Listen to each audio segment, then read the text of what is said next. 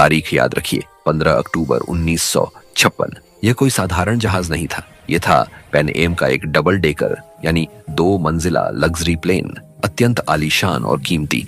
इस पर 87 लोग सवार थे और यह हवा में अपनी मंजिल की तरफ उड़ रहा था। शुरुआत हुई थी हवाई की चमकीली धूप से, जहां आसमान एकदम साफ और गहरा नीला था। मंजिल थी सैन फ्रांसिस्को, जिसकी रात की बत्तियां दूर से ही दमक रही थीं। जहाज के अंदर माहौल किसी बड़े जलसे जैसा था। ऊपर की मंजिल पर सिर्फ उल्लास था। शैंपेन के ग्लास टकराने की आवाजें आ रही थीं। लोग हंस रहे थे। नीचे की मंजिल पर मासूमियत थी। छोटे छोटे बच्चे मजे से खेल रहे थे, उनकी हंसी सुनाई दे रही थी। सब कुछ एकदम सही चल रहा था। हर किसी के दिल में अगली सुबह का इंतजार था, पर यह शांति ज्यादा देर नहीं टिक पाई। 4 लोग जो आम यात्रियों की तरह चुपचाप बैठे थे, वे अचानक उठकर खड़े हो गए। उनके हाथ में हथियार थे। उनके चेहरे पर आपको कोई भय या क्रोध नहीं दिखता। वे एकदम शांत थे, लेकिन उनकी आंखें बताती थीं कि ये लोग खतरनाक हैं। उन्होंने बल के दम पर पूरे जहाज को अपने कब्जे में ले लिया। ये जहाज अब हाईजैक हो चुका था। जमीन पर यानी एयरपोर्ट पर भगदड़ मच गई, अराजकता फैल गई और जहाज के अंदर पायलट के कमरे से लेकर यात्रियों की सीट तक हर जगह एक अदृश्य गहन भय का पर्दा खिंच गया। लोग भयभीत हो उठे। अभी हाईजैक का खौफ थमा भी न था कि एक और विपदा आ गई। जहाज अचानक रडार यानी निगरानी करने वाले नक्शे से ओझल हो गया। वह सीधा प्रशांत महासागर के सबसे बड़े और सबसे भयानक तूफान के मुंह में जा फंसा। इस तूफान का नाम था टाइफून एरिस। यह केवल वर्षा और पवन नहीं थी, यह एक भयंकर शत्रु के समान था। प्रचंड हवाएं और बिजली जहाज को किसी कठपुतली की भांति झकझोर रही थी। हाईजैक करने वाले भी सहमे रह गए। अब जहाज पर किसी का काबू नहीं था। तूफान के घातक प्रहार से एक एक करके जहाज के दोनों इंजन आग उगलने लगे और पूरी तरह खराब हो गए। अब चारों तरफ धुआं, जलता हुआ तेल और करुण चीत्कार गूंज रही थी। सर्वनाश का क्षण उपस्थित था। जहाज आग के गोले की शक्ल ले चुका था और तेजी से समुद्र की तरफ गिर रहा था। अब कोई उम्मीद नहीं थी, लेकिन यात्रियों के बीच एक आदमी था, सेना से रिटायर्ड एक यात्री। उसने देखा कि बस कुछ सेकंड बचे हैं। उसने 1 सेकंड के भीतर निर्णय लिया, जैसा कि एक सैनिक लेता है। सबसे पहले उसने चारों हाईजैकर्स को मार गिराया और फिर उसने तुरंत टूटे हुए दरवाजे से उस ठंडे भयानक समंदर में छलांग लगा दी। अगले ही पल एक कान फाड़ने वाला धमाका हुआ और वह विशाल हवाई जहाज गहराई में समा गया। विमान तो महासागर में डूब गया, मगर इसे आप ईश्वर का करिश्मा ही कहेंगे कि कुल 77 लोग जिंदा बच गए। वे सब मीलों तक फैली हुई डरावनी और अंधेरी लहरों के बीच तैर रहे थे। हर तरफ सिर्फ पानी ही पानी था। समुद्र का खारा पानी उनके जलते हुए घावों को और भी दर्द दे रहा था और जब भी कोई बड़ी लहर आती तो उन्हें लगता जैसे यह मौत का आखिरी ठंडा बुलावा है। लेकिन उनकी किस्मत ने एक छोटा सा सहारा दिया। जहां जहाज गिरा था वहां से महज 100 मीटर की दूरी पर समुद्र के बीच में एक बड़ी सी फिसलन भरी चट्टान बाहर निकली हुई थी। उन यात्रियों ने अपनी जान बचाने की आखिरी ताकत लगाई, तैरकर उस चट्टान तक पहुंचे और उस फिसलन भरी जगह पर किसी तरह टिक गए। उन्हें पहली बार लगा कि वे मौत से बच निकले हैं। रात आ गई और उस ठंडी नुकीली चट्टान पर उन्हें डर से भी ज्यादा उन लोगों के चेहरे याद आ रहे थे जो प्लेन में पीछे छूट गए थे और अब नहीं थे। रात भर कोई सो नहीं पाया। चारों तरफ ठंडे पानी की भयानक आवाज आ रही थी और हवा में कुछ अनजानी चीजों के हिलने का डर उन्हें सता रहा था। इस दर्दनाक सफर के दौरान 2 यात्री चट्टान तक पहुंचते पहुंचते दम तोड़ गए। अब वे 75 लोग बचे थे। अगली सुबह थोड़ी रोशनी आई। यात्रियों में एक इंजीनियर था जिसका नाम था जॉन। उसके पास शायद दूरबीन रही होगी। उसने दूर क्षितिज पर देखा और उसे एक धुंधला सा छोटा सा द्वीप नजर आया। वह खुशी से चीख पड़ा। यह शब्द उनकी घोर निराशा के काले बादलों में आशा का पहला बीज था। उन्हें लगा कि अब जिंदगी बच सकती है। तुरंत कुछ करने का फैसला लिया गया। जॉन, हेलेन और मिस्टर डेविड समेत कुल 22 लोग ऐसे थे जो अच्छी तरह तैर सकते थे। उन्होंने बिना डरे दोबारा उसी भयानक समंदर में छलांग लगा दी। घंटों तक वे ताकत लगाकर तैरते रहे। रास्ते में शार्क का खतरा भी था, पर उन्होंने हिम्मत नहीं हारी। आखिरकार वे द्वीप के किनारे तक पहुंचे। वहां जाकर उन्होंने जरा भी देर नहीं की। उन्होंने लकड़ियों और बड़ी बड़ी बेलों की मदद से एक बेड़ा बनाया और फिर कई चक्कर लगाकर उन्होंने चट्टान पर फंसे हुए हर एक इंसान को, हर एक यात्री को सुरक्षित रूप से उस द्वीप पर पहुंचा दिया। समुद्र से बचकर निकलने के बाद वे सारे 77 लोग उस वीरान अनजानी जमीन पर इकट्ठे हुए। अब जहाज का डर खत्म हो गया था, पर उसकी जगह एक नई चीज ने ले ली, गहरी हताशा और शरीर की थकान ने। सबको लग रहा था अब क्या होगा, यहाँ तो कोई नहीं है। तभी मिस्टर डेविड, जो जहाज में सेना से रिटायर्ड यात्री थे, उन्होंने तुरंत सबकी जिम्मेदारी अपने हाथ में ले ली। उन्होंने सबको हिम्मत दी और कहा, हम सब मिलकर यहाँ एक नया समाज बनाएंगे। पहले हफ्ते में ही जिंदा रहने की जंग शुरू हो गई। इंजीनियर जॉन ने अपनी अक्ल लगाई। उसने नारियल के पेड़ों से पानी जमा करने का एक मुश्किल तरीका खोज निकाला और मिस्टर डेविड ने पत्थरों और टूटे फूटे सामानों से शिकार करने के लिए भाले बनाना सिखाया। हर कोई अपनी जान बचाने के लिए कोई ना कोई काम कर रहा था, लेकिन इस अनजान जगह पर जिंदा रहने की कीमत बहुत भारी थी। कुछ अनजान पौधे जिन्हें उन्होंने खाया वे जहरीले निकले। साफ पीने के पानी की भारी कमी हो गई और जल्द ही बीमारियां फैलने लगीं। सबसे ज्यादा डायरिया फैला। इस बाहरी संघर्ष के बीच लोगों के अंदर का डर भी जाग रहा था। जॉन को हर रात अपने परिवार और बेटे का ख्याल आता था। वह सोचता था, अब मेरे पास कुछ नहीं है, न बैंक में पैसे हैं न नौकरी। अब मैं कौन हूँ, मेरे पास तो सिर्फ ये रेत और पेड़ बचे हैं। हर यात्री के मन में एक गहरा सदमा और अकेलापन था। दुखद यह था कि पहले 1 महीने के अंदर ही 10 लोगों ने दम तोड़ दिया। वे भयानक बीमारियों, कमजोरी और उस गहरे सदमे को झेल नहीं पाए। वे 77 से अब सिर्फ 67 रह गए थे। जब भी किसी को दफनाया जाता तो सबका दिल टूट जाता था। मिस्टर डेविड जानते थे कि जिंदा रहने के लिए अब सिर्फ हिम्मत काफी नहीं है। उन्होंने तुरंत सभी लोगों को एक साथ जोड़ा और उन्हें संगठित किया। उन्होंने लोगों को काम के हिसाब से छोटे छोटे समूह यानी कबीलों में बांट दिया। लेकिन इतने सारे अलग अलग तरह के लोगों को एक वीरान जगह पर साथ रखना बहुत मुश्किल था। 3 महीने बीत गए थे। खाने की कमी होने लगी। लगातार असफलता और निराशा से लोग थक चुके थे और फिर आपसी झगड़े शुरू हो गए। लोग अब मिस्टर डेविड के फैसलों पर सवाल उठाने लगे। इंजीनियर जॉन के नेतृत्व में एक समूह का कहना था कि हमें द्वीप के गहरे जंगल के अंदर जाना चाहिए, शायद वहां कुछ बेहतर मिले।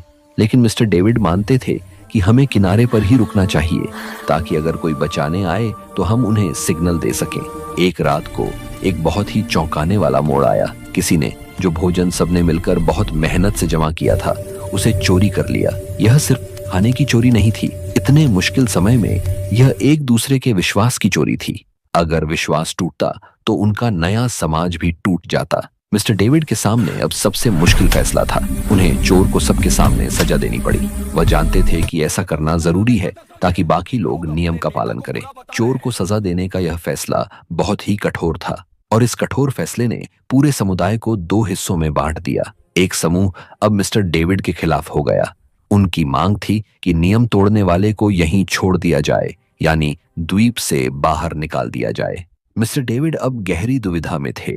वह सोचने लगे, क्या उन्हें इस वीरान जगह पर सभ्य समाज के सारे नियम त्याग देने चाहिए? द्वीप पर माहौल बहुत तनावपूर्ण हो गया था। कुछ लोग इतने निराश हो चुके थे कि अब वे किसी नियम को नहीं मानते थे और न ही मिस्टर डेविड को अपना नेता मानते थे। वे बस टूट चुके थे। एक रात सब सो रहे थे। निराशा से टूटकर 2 युवा सदस्य चुपचाप उठे। वे द्वीप छोड़कर भागने की कोशिश करने लगे। उन्होंने हिम्मत की और अंधेरे में ही समंदर के ठंडे पानी में उतर गए। जाते जाते उन्होंने अपने कुछ कपड़े और जरूरी सामान भी चुरा लिया। वे सोचते थे कि वे तैरकर कहीं और पहुंच जाएंगे या शायद उन्हें कोई जहाज मिल जाएगा। अगली सुबह जब गिनती हुई तो पता चला कि वे दोनों गायब हैं। तुरंत एक खोज दल बनाया गया। वे दोनों को ढूंढने समंदर की तरफ गए, लेकिन खोज दल जब वापस आया तो उसने एक भयानक खबर दी। वे दोनों युवा सदस्य गहरे समुद्र में डूब चुके थे। अब वे 67 से 65 लोग रह गए थे। यह खबर 67 लोगों के लिए अब तक का सबसे बड़ा भावनात्मक झटका था। एक के बाद एक मौतें यह साबित कर रही थीं कि उन्हें कोई नहीं बचा सकता। मिस्टर डेविड पूरी तरह से टूट गए। उनका चेहरा बुझ गया था। उन्हें लगा कि यह सब उनकी गलती है। उन्हें महसूस हुआ कि वे इस बोझ को और नहीं उठा सकते। तभी हेलेन ने उन्हें सहारा दिया। उसने मिस्टर डेविड को समझाया कि नेतृत्व का मतलब सिर्फ सजा देना या आदेश चलाना नहीं होता। नेतृत्व का असली मतलब है हर इंसान के डर और दर्द को साझा करना। हवाई जहाज के दुर्घटनाग्रस्त हुए ठीक 1 साल बीत चुका था। उन 65 लोगों को लगा कि अब वे जिंदा रहने का तरीका सीख गए हैं, पर प्रकृति उनकी एक और परीक्षा लेने आई। प्रशांत महासागर का पहला शीतकालीन तूफान सीधे उनके द्वीप से आकर टकराया। यह तूफान उनके अब तक के जीवन की सबसे बड़ी और भयानक परीक्षा थी। तेज हवाएं ऐसी थीं जैसे कोई विशालकाय राक्षस सांस ले रहा हो। उनकी मेहनत से बनी हुई सारी झोपड़ियां, पत्ते और लकड़ी के टुकड़े हवा में उड़ गए। तूफान ने सब कुछ तबाह कर दिया। खाने पीने का सामान, औजार, कपड़े सब बर्बाद हो गया। लेकिन सबसे बड़ी परेशानी यह हुई कि उनकी आग बुझ गई। उनके पास एक टूटी हुई बैटरी का डिब्बा था जिसे वे आग का बक्सा कहते थे। इसी से वे आग जलाए रखते थे। लेकिन तूफान के पानी में वह बक्सा पूरी तरह से बह गया। अब उनके पास आग नहीं थी, यानी वे अब खाना पका नहीं सकते थे और ठंड से बचने का कोई तरीका नहीं था। पूरी रात वे सारे 65 लोग एक बड़ी चट्टान के पीछे छिप कर रहे। एक दूसरे को कसकर पकड़कर वे भयानक ठंड और मौत से जूझते रहे। अगली सुबह जब तूफान थमा तो चारों तरफ तबाही का मंजर था। ठंड बहुत बढ़ गई थी और अब उन्हें सिर्फ कच्चा भोजन खाना पड़ता, जिससे फिर से बीमारियां फैलने का खतरा था। उन 65 लोगों के पास अब ज्यादा समय नहीं था। उन्हें पता था कि उनका यह अस्थायी ठिकाना उन्हें बचा नहीं पाएगा। उन्हें लगा अगर उन्होंने 24 घंटे के अंदर कुछ नहीं किया तो वे सब भूख और ठंड से दम तोड़ देंगे। लेकिन यह भयानक संकट उन्हें फिर से एक साथ ले आया। उन्हें समझ आ गया कि अब सिर्फ एकता ही उन्हें बचा सकती है। इंजीनियर जॉन और उनके साथ एक कारपेंटर यात्री दोनों ने मिलकर एक प्रतिज्ञा ली। उन्होंने कहा कि वे एक ऐसा घर बनाएंगे जो इस तूफान को भी झेल सके। वे सब मिलकर कम्युनिटी हाउस यानी सबके लिए एक बड़ा घर बनाने लगे। यह लकड़ी, मिट्टी और पत्थर से बना एक विशाल और मजबूत ढांचा होगा। प्रेम और उम्मीद से भरकर उन्होंने इस ढांचे को एक नाम दिया, नोआज आर्क। यह नाम इस बात की निशानी था कि वे एक नई दुनिया में फिर से जीवन शुरू कर रहे थे। इंजीनियर जॉन ने अपने दिमाग का इस्तेमाल किया। उसने नुकीले पत्थरों को घिस घिस कर जरूरी औजार बनाए। इन्हीं औजारों से लकड़ियों को काटा गया और पत्थरों को तराशा गया। हफ्तों तक लोगों ने मेहनत की। उनके हाथों पर छाले पड़ गए। औजार बार बार टूट जाते थे और निराशा होती थी, पर वे रुके नहीं और आखिरकार तूफान झेल सकने वाला उनका घर का ढांचा बनकर तैयार हो गया। इसी बीच जॉन ने एक और बड़ा रहस्य खोला। अपने पुराने यात्री बैग में उसने एक छोटी सी टूटी हुई चीज बचाकर रखी थी, एक रेडियो ट्रांसमीटर इकाई, यानी सिग्नल भेजने वाला एक छोटा सा यंत्र। वह जानता था कि इसे काम करने के लिए बहुत ज्यादा बिजली और ऊर्जा की जरूरत होगी, लेकिन यह उनकी आखिरी आशा थी। अब उनका एक नया लक्ष्य बना। सबसे पहले एक बड़ी उम्मीद की नाव बनानी है और फिर उस पर यह रेडियो ट्रांसमीटर लगाकर इस द्वीप से बाहर निकलना है। अगले 2 सालों तक जिंदा बचे हुए 65 लोगों की जिंदगी इसी एक लक्ष्य के इर्द गिर्द घूमती रही। हर टीम का काम खत्म होने के बाद वे सब रात में उस बड़ी नाव को बनाने में जुट जाते थे। रात की चांदनी में नाव का ढांचा उनकी सामूहिक इच्छा शक्ति का प्रतीक था। यह सिर्फ लकड़ियों का ढेर नहीं था, यह उन सभी 65 लोगों के पिछले सालों की एक साथ की गई प्रार्थना थी। हर कील, हर लकड़ी का टुकड़ा, उनमें से किसी एक की जान बचाने की उम्मीद थी। धीरे धीरे उम्मीद की वह नाव लगभग तैयार हो चुकी थी। एक रात जॉन और मिस्टर डेविड दोनों नाव के पास बैठकर भविष्य के बारे में बात कर रहे थे। दोनों बहुत थके हुए थे, पर आंखों में चमक थी। मिस्टर डेविड ने जॉन से एक गहरा सवाल पूछा, अगर हमारी यह नाव और यह कोशिश भी असफल रही तो क्या होगा जॉन? जॉन ने कहा, हो सकता है यहाँ पर हम मर जाएं, लेकिन मुझे कोशिश करते हुए मरना पसंद है।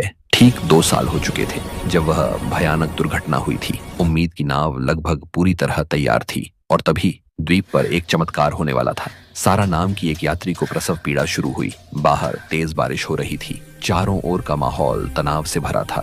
हेलेन, जो शायद नर्स रही होगी, उसने पत्तों और साफ पानी की मदद से प्रसव करवाया। सबने आंखें बंद कर ली थीं और प्रार्थना कर रहे थे। और फिर एक आवाज आई। जब नन्ही सी बच्ची आशा ने पहली बार सांस ली तो उस आवाज ने द्वीप पर छाई हताशा की 3 साल पुरानी खामोशी को एक झटके में तोड़ दिया। वह आवाज हर दुख और निराशा से ज्यादा ताकतवर थी। उस बच्ची का नाम आशा रखा गया। अब उन्हें सिर्फ अपनी जान बचाने के लिए नहीं जीना था, अब उन्हें इस नई पीढ़ी को एक सुरक्षित दुनिया देने के लिए जीना था। आशा के जन्म के 6 महीने बाद जॉन ने फैसला लिया। जॉन और उनके साथ 2 सबसे मजबूत तैराक और कुछ लोगों को लेकर नाव को समुद्र में उतारा। उन्होंने उस पर सिग्नल भेजने वाला यंत्र लगाया और पूरी ताकत लगाकर द्वीप से दूर जाने लगे। वे जानते थे कि यह उनकी आखिरी कोशिश है, लेकिन महासागर को कुछ और ही मंजूर था। वे ज्यादा दूर नहीं जा पाए थे कि एक छोटा सा अचानक आया तूफान उनकी नाव से टकरा गया। तूफान ने उनकी नाव को तोड़कर टुकड़ों में बांट दिया। लहरों ने उन्हें बुरी तरह से पीटा और वापस उसी किनारे पर फेंक दिया जहां से उन्होंने शुरू किया था। और सबसे बड़ा नुकसान यह हुआ कि उनका ट्रांसमीटर हमेशा के लिए समंदर में खो गया था। उनकी बाहरी दुनिया से संपर्क करने की आखिरी उम्मीद खत्म हो गई थी। जॉन और बाकी दो लोग निराश होकर किनारे पर पड़े थे। तभी जॉन ने पानी की लहरों पर एक छोटी सी अजीब सी चीज तैरती हुई देखी। उसने उसे उठाया। वह एक प्लास्टिक का फटा हुआ दस्ताना था। यह कोई बड़ी चीज नहीं थी, लेकिन इसने 65 लोगों को एक जरूरी संकेत दिया। बाहर की दुनिया अभी भी वहां थी। वे सब उन्हें भूल नहीं गए थे। ट्रांसमीटर खो जाने के बाद मिस्टर डेविड ने एक अटल फैसला लिया। उन्होंने कहा, अगर हम बाहर की दुनिया को ढूंढ नहीं सकते तो हम अपनी इस दुनिया को ही बेहतर बनाएंगे। और इसी सोच के साथ द्वीप पर जीवन का एक नया अध्याय शुरू हुआ। उन्होंने खेती को अपना सबसे जरूरी काम बनाया। सबने मिलकर जमीन साफ की और खाने पीने की चीजें उगाना शुरू किया। मिस्टर डेविड अब सिर्फ नेता नहीं थे, बल्कि शिक्षक भी बन गए थे। उन्होंने नारियल के पत्तों पर कोयले से लिखकर बच्चों के लिए सर्वाइवल स्कूल शुरू किया। यहाँ उन्हें जिंदा रहने का ज्ञान दिया जाता था। लेकिन डेविड एक बात जानते थे। हर शाम वे सब आग के पास बैठते थे और एक दूसरे को अपनी पुरानी जिंदगी की कहानियां सुनाते थे। बड़े बड़े शहरों की, गाड़ियों की और बर्फबारी की। वे ऐसा इसलिए करते थे ताकि द्वीप पर पैदा हुए बच्चे और बड़े लोग अपनी असली दुनिया को कभी भूल न जाए। वे नहीं चाहते थे कि सभ्यता की याद मिट जाए। अगले 15 सालों तक यही उनका जीवन रहा। इस लंबे समय में द्वीप पर कुछ खुशियां भी आई। 8 और बच्चों का जन्म हुआ, लेकिन उन्हें एक बहुत बड़ी कीमत चुकानी पड़ी। इन सालों में 12 और बड़े लोगों की मृत्यु हो गई। सबसे बड़ा झटका तब लगा जब इंजीनियर जॉन की मृत्यु हुई। वह एक घातक इन्फेक्शन को झेल नहीं पाए। जॉन ही वह आदमी था जिसने नोआज़ आर्क बनाया था और उम्मीद की नाव का सपना देखा था। हर मौत ने मिस्टर डेविड और हेलेन को अंदर तक हिला दिया। अब वे दोनों ही पुरानी पीढ़ी के मजबूत स्तंभ थे। जॉन की मृत्यु के बाद उनके बेटे ने अपने पिता की कब्र पर चुपचाप खड़े होकर एक कसम खाई। उसने मन ही मन जिम्मेदारी लेने का संकल्प लिया। इस लंबे समय के बाद द्वीप की आबादी 63 रह गई थी। वे अब सिर्फ बाहर निकलने के लिए नहीं जी रहे थे। वे अब इस नए छोटे से समाज को चलाने के लिए जी रहे थे। 15 साल और अब आबादी 63 थी। द्वीप ने उन्हें जिंदा रखा था, पर उनसे बहुत कुछ छीन भी लिया था। पूरे 17 साल बीत चुके थे। समुद्र में जहाज डूबने की वह भयानक दुर्घटना अब सिर्फ एक पुरानी याद बन चुकी थी। 63 लोगों के लिए यह वीरान द्वीप ही उनका इकलौता घर बन चुका था। उनके बच्चों ने तो बाहर की दुनिया देखी भी नहीं थी। वे अपनी रोजमर्रा की जिंदगी जी रहे थे और फिर एक सुबह अचानक बहुत दूर से एक जहाज के हॉर्न की आवाज आई। यह इतनी धीमी आवाज थी कि पहले सबने सोचा यह सिर्फ हवा का धोखा है। यह उनकी टूटी हुई उम्मीदों का शोर है जो उन्हें सता रहा है। किसी को विश्वास नहीं हुआ। फिर इंजीनियर जॉन का बेटा, जो अब 17 साल का जवान हो चुका था, उसने अपनी आंखें खोली। उसने उस आवाज को ध्यान से सुना और फिर वह पागलपन की हद तक खुशी से चीख पड़ा, क्या यह सच है? कोई आ रहा है। 60 लोग अपनी पूरी ताकत से खुशी से चीखते हुए समंदर के किनारे की तरफ दौड़े। 17 साल का वह भयानक इंतजार खत्म होने वाला था। जॉन के बेटे ने तुरंत सूखी लकड़ियों से सबसे बड़ी आग जलाई। आसमान में धुएं का एक मोटा बादल उठने लगा। जहाज के कैप्टन ने उन्हें देख लिया था। बचाव दल नाव लेकर द्वीप पर पहुंचा। उन्होंने देखा कि यहाँ तो एक पूरी बस्ती बस चुकी है। उन्हें जरा भी यकीन नहीं हुआ कि उन्होंने ऐसे लोगों को खोजा है जिन्हें पूरी दुनिया ने एक पीढ़ी पहले मरा हुआ मान लिया था। जब वे 63 लोग शहर पहुंचे तो किसी को विश्वास नहीं हुआ। यह कैसे मुमकिन है? तब सारा की पुरानी फटी हुई डायरी सामने आई। उस डायरी ने सब कुछ सच साबित कर दिया। उसमें 17 साल के हर संघर्ष, हर मौत, हर जन्म और मिस्टर डेविड के हर उपदेश का हिसाब लिखा हुआ था। डायरी के अंतिम पन्ने पर 17वीं वर्षगांठ पर मिस्टर डेविड ने अपने हाथ से लिखा था, आज हमारी संख्या 63 है। हमने सब कुछ खो दिया, पर हमने इंसानियत नहीं खोई। हमने सीखा कि सबसे बड़ा घर ईंटों का नहीं बल्कि उम्मीद का होता है। जब दुनिया ने उस डायरी के पन्ने पढ़े तो सबकी आंखें भर आईं। यह इंसान के हौसले, हिम्मत और एक दूसरे के लिए जीने की जिद की एक अविश्वसनीय और अमर दास्तान थी। यह कहानी आज भी हमें सिखाती है कि चाहे मुश्किलें कितनी भी बड़ी क्यों ना हो और निराशा कितनी भी गहरी क्यों ना हो, आशा हमेशा जिंदा रहती है।